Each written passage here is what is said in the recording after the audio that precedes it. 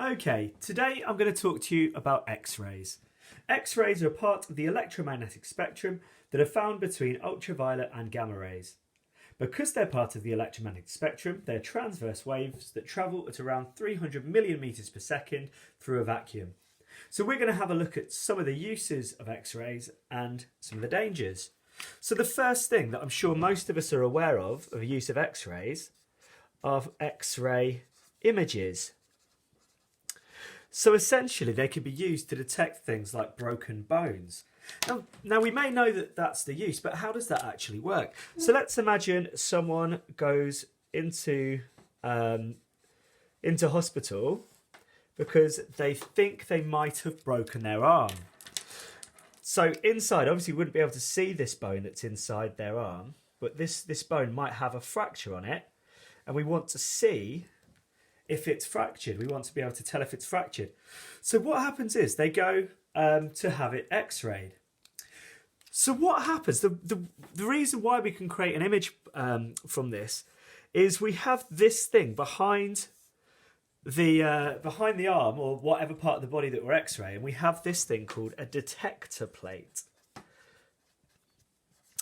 And the way that it works is x-rays are emitted towards the arm. Now, let's imagine this softer tissue here, which is the skin. X-rays can go directly through the skin. They can transmit through the skin. However, objects with a higher density, such as bones, the X-rays are absorbed by these. They cannot be transmitted through those harder surfaces. So as a result, on the detector plate, we get an image. So all of the parts that have a higher density, such as bones, actually show up as white, whereas the other tissues that the X-rays can transmit through show up as black. So the detector plate creates an image.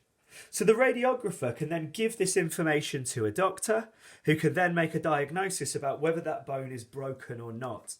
So that's how X-ray images works, based on X-rays either passing through soft tissues like skin, or being absorbed by harder tissues or more dense tissues like bones. The other big use of X-rays is in airport security.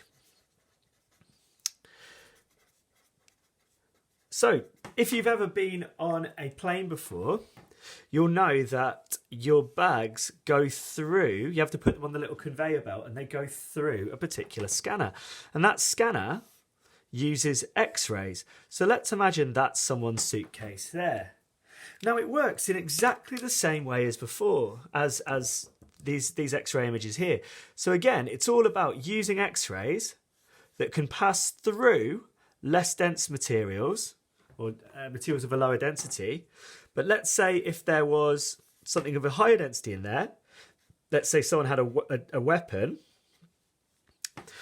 you could see what was inside, because the objects with higher density absorb some of those X-rays, or absorb those X-rays to create that kind of whiter, lighter section.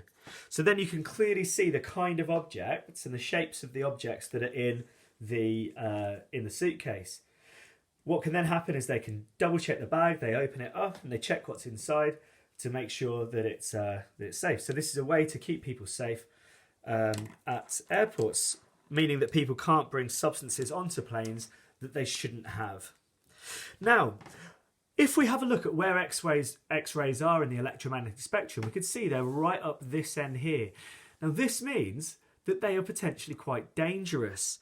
They're an example of ionizing radiation. The higher the frequency, the more energy which is transferred by these waves. Now, because of this, if you're constantly being exposed to X-rays, then it can cause cancer. It can ionize your cells and it can cause cancer. Another video explains how that works.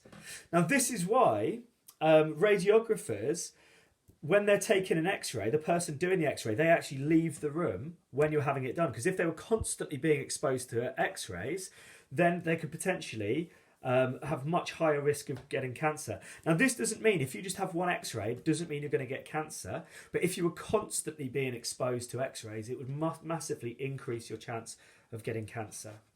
Okay, so that, guys, is basically X-rays. Thank you.